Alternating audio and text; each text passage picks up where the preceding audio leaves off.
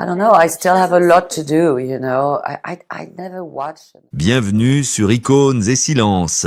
Si je vous dis la petite fiancée des Français, vous voyez immédiatement ce visage angélique, ce regard pétillant et ce sourire qui a fait chavirer le cœur de toute une nation. Depuis plus de 4 décennies, Sophie Marceau incarne l'idéal français, une beauté naturelle et indomptable que nous avons tous cru connaître.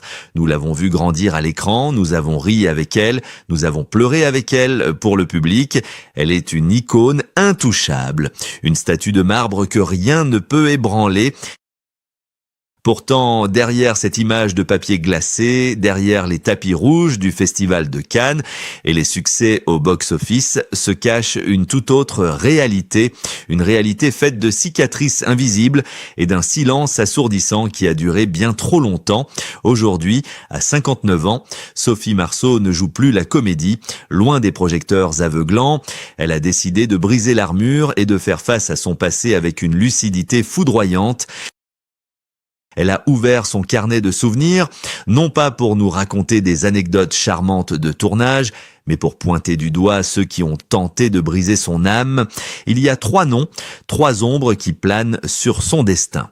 3 figures puissantes du cinéma français qu'elle a décidé d'affronter sans filtre et sans peur, nommant ce que beaucoup ont préféré taire par lâcheté ou par habitude. Elle parle de comportements inacceptables déguisés en génie artistique, d'un système qui broie les enfants stars pour en faire des produits dociles et de mains baladeuses que l'industrie a trop longtemps protégées.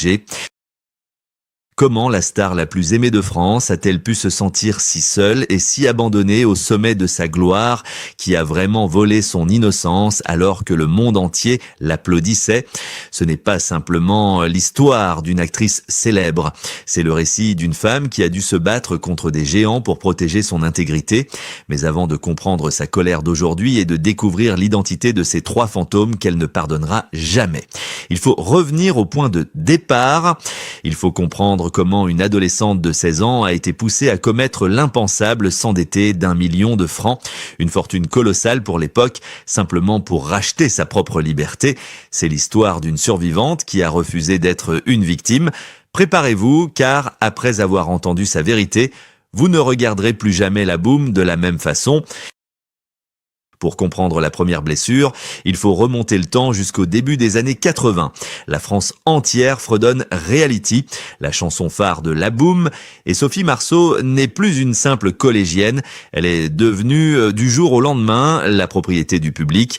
Mais ce que les spectateurs ignorent alors que les flashs crépitent, c'est que la jeune étoile est en train d'étouffer dans une prison dorée. Le studio Gaumont, l'une des sociétés de production les plus puissantes d'Europe, tient son destin entre ses mains avec un contrat d'exclusivité en béton armé. Pour eux, Sophie n'est pas une artiste en devenir avec ses propres désirs. Elle est une marque, un produit rentabilisé qu'il faut exploiter jusqu'à la dernière goutte. On lui dicte ses films, on lui impose ses sourires, on trace sa route sans jamais lui demander son avis. Elle est la poupée de la France. Mais elle ne s'appartient plus. C'est alors que survient la révolte, brutale et inattendue.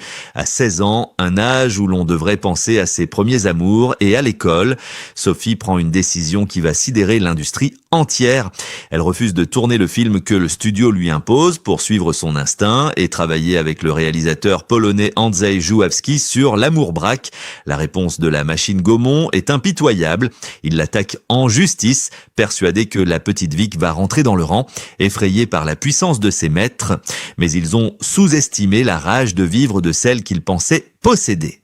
Sophie ne plie pas. Imaginez la scène, une adolescente face à des avocats en costume gris, face à un système millénaire qui tente de l'écraser sous le poids de la loi. Le verdict tombe comme un couperet pour briser son contrat, pour avoir le droit de choisir sa vie et ses rôles. Elle doit payer un dédit astronomique de 1 million de francs, une somme inimaginable, une dette colossale qui s'abat sur ses frêles épaules avant même qu'elle ne soit majeure. Beaucoup auraient abandonné. Beaucoup se seraient excusés pour reprendre leur place de marionnette docile. Pas elle, Sophie Marceau choisit la liberté au prix de sa sécurité financière. Elle s'endette lourdement, acceptant de travailler jour et nuit pendant des années simplement pour rembourser le droit d'être elle-même. C'est le premier nom sur sa liste invisible, ce système déshumanisant qui a tenté de faire d'elle une esclave de luxe. Elle n'a jamais pardonné à cette industrie d'avoir essayé de transformer son art en marchandise et d'avoir monnayé ses rêves d'adolescente. En signant ce chèque, elle a tué l'enfant star pour faire naître la femme libre. Mais cette liberté fraîchement acquise allait la conduire tout droit vers une autre forme d'enfer, car en échappant aux griffes des producteurs en cravate, elle allait se jeter dans la gueule de deux monstres sacrés du cinéma, sur un plateau de tournage qui allait devenir le théâtre de ses pires humiliations. Si le premier nom sur sa liste noire était une entité sans visage, les deux suivants ont des traits bien précis, des voix tonitruantes et une emprise terrifiante sur le cinéma français. Nous sommes en 1985 sur le plateau du film Police. Sophie n'a que 19 ans et elle se retrouve face à deux titans, le réalisateur Maurice Pialat et l'acteur Gérard Depardieu. Ce qui devait être la consécration d'une jeune actrice face à des légendes va se transformer en une épreuve psychologique d'une violence inouïe, laissant des cicatrices que 4 décennies n'ont pas réussi à effacer. Maurice Pialat, réputé pour son exigence maladive, ne cherche pas la performance, il cherche la vérité, quitte à la faire surgir par la brutalité.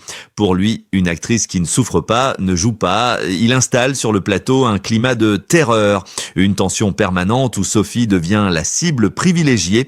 Mais le pire ne vient pas seulement des cris du réalisateur, il vient de son partenaire, Gérard Depardieu, l'ogre du cinéma, le monstre sacré que personne n'ose contredire, se comporte avec elle non pas comme un collègue, mais comme un prédateur jouant avec sa proie.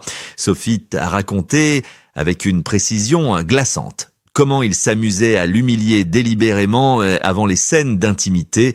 Il ingurgitait de l'ail ou des escargots pour lui imposer une haleine fétide, guettant le dégoût sur son visage comme une victoire personnelle. Plus grave encore sont les gestes, ces mains lourdes et insistantes qui se posent là où elles ne devraient pas, sous couvert de jeu d'acteur lors d'une scène d'interrogatoire désormais tristement célèbre. La fiction a complètement dérapé.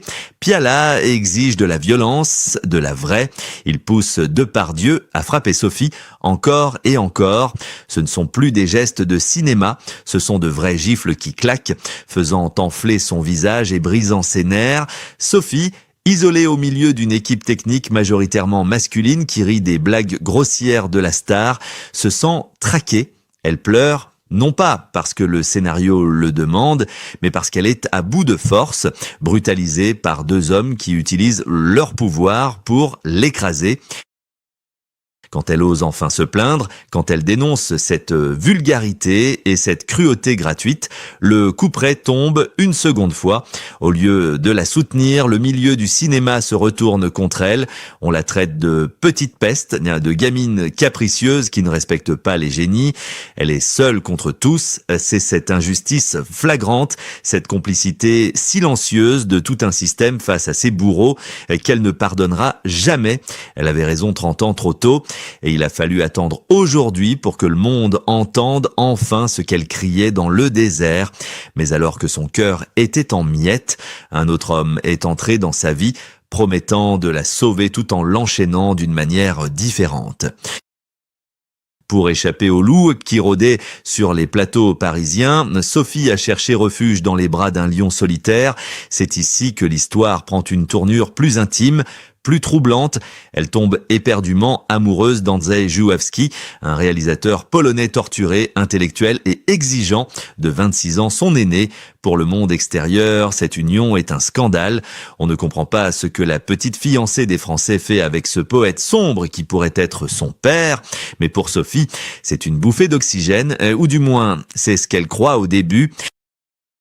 Żuławski devient son Pygmalion, il la façonne, la cultive, lui fait lire les grands classiques et la pousse à jouer des rôles viscéraux. Loin des comédies légères qui l'ont rendu célèbre, il l'aime, certes, mais d'un amour qui dévore. Durant 17 longues années, il l'isole dans une bulle artistique hermétique, loin du show business, mais aussi loin de la réalité. Il lui apprend à être une immense actrice, mais à quel prix? Celui de sa jeunesse insouciante, celui de sa propre voix Si elle ne classe pas Andrzej parmi ses ennemis, cette relation reste une blessure complexe, une période où elle a dû lutter pour ne pas disparaître totalement dans l'ombre de ce génie autoritaire. Il lui disait que le cinéma commercial était médiocre, que seule la souffrance créait de l'art. Elle a grandi sous ce regard critique, cherchant sans cesse son approbation, se battant pour exister par elle-même au sein de leur couple. C'était une cage certes plus belle et plus intellectuelle que celle de Gaumont, mais une cage tout de même. La tragédie de Sophie, c'est d'avoir passé la première moitié de sa vie à passer de main en main d'un producteur avide, à un réalisateur tyrannique, puis à un amant mentor. Chacun voulait posséder une part d'elle, chacun voulait définir qui était Sophie Marceau. Il lui aura fallu des années pour comprendre que la seule personne capable de la définir, c'était elle-même.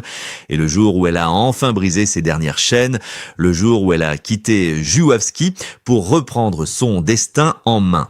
Le monde a vu émerger une femme nouvelle, une femme prête à régler ses comptes.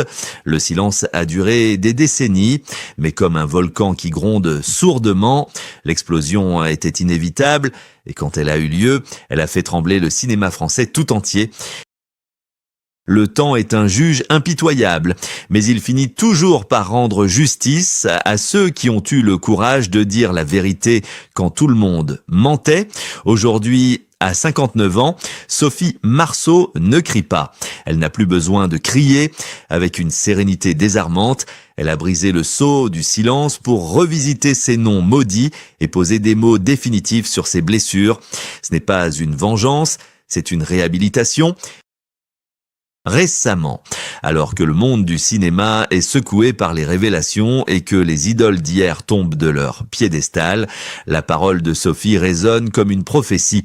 Elle avait prévenu, il y a 30 ans, elle avait osé qualifier Gérard Depardieu de prédateur, elle avait osé dénoncer la brutalité de Piala. À l'époque, les médias et l'industrie l'avaient traité de petite conne, de gamine insupportable qui crachait dans la soupe. On a tenté de la faire passer pour folle pour protéger les rois du box-office. Mais aujourd'hui, alors que les masques tombent et que d'autres femmes osent enfin parler, la France réalise avec stupeur que Sophie Marceau n'était pas difficile. Elle était juste lucide. Elle était la seule à voir le monstre derrière le génie et la seule à avoir eu le cran de refuser de baisser les yeux. Dans des interviews récentes, ces mots tranchent comme des lames de rasoir. Elle ne pardonne pas à ce système qui a normalisé l'abus de pouvoir. Elle pointe du doigt cette hypocrisie collective, ces producteurs et ces techniciens qui voyaient tout, qui entendaient les insultes, qui voyaient les mains baladeuses et qui ne disaient rien, préférant rire avec le bourreau plutôt que de protéger la victime, en refusant de saluer Depardieu, en refusant de se soumettre aux caprices de Piala. En payant sa liberté à prix d'or face à Gaumont, Sophie Marceau a mené une guerre solitaire. C'est là toute la grandeur de son combat.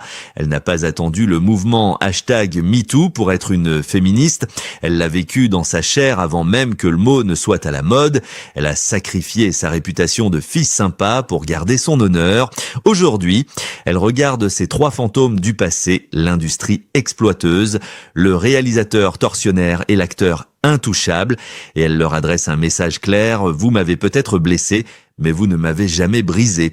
Elle est debout, plus rayonnante et respectée que jamais, prouvant que l'intégrité est la seule chose qui ne vieillit pas. Mais au-delà de sa propre histoire, quelle leçon nous laisse-t-elle, à nous qui l'avons regardée grandir ? Au final, le parcours de Sophie Marceau dépasse largement le cadre du cinéma ou des colonnes de la presse à scandale. Il nous interroge profondément sur notre propre rapport aux idoles. Nous avons tant aimé la petite Vic de la Boom. Nous voulions qu'elle reste éternellement cette adolescente pure et souriante pour nous rassurer. Mais avons-nous vraiment écouté la femme qu'elle devenait ?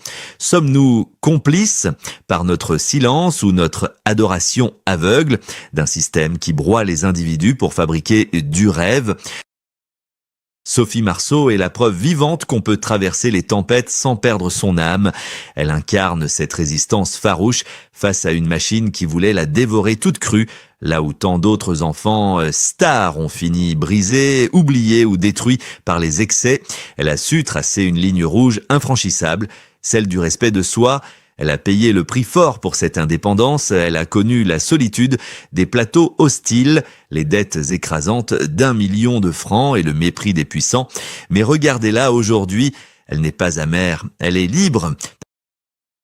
Son histoire est un avertissement pour l'avenir et un hommage à toutes celles qui n'ont pas eu sa force ou sa chance. Elle nous murmure que la gloire ne vaut rien si elle exige que l'on se renie.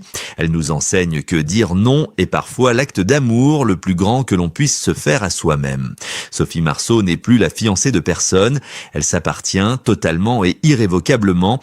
Et c'est peut-être là son plus beau rôle, celui d'une femme qui a traversé le feu pour récupérer sa propre voie.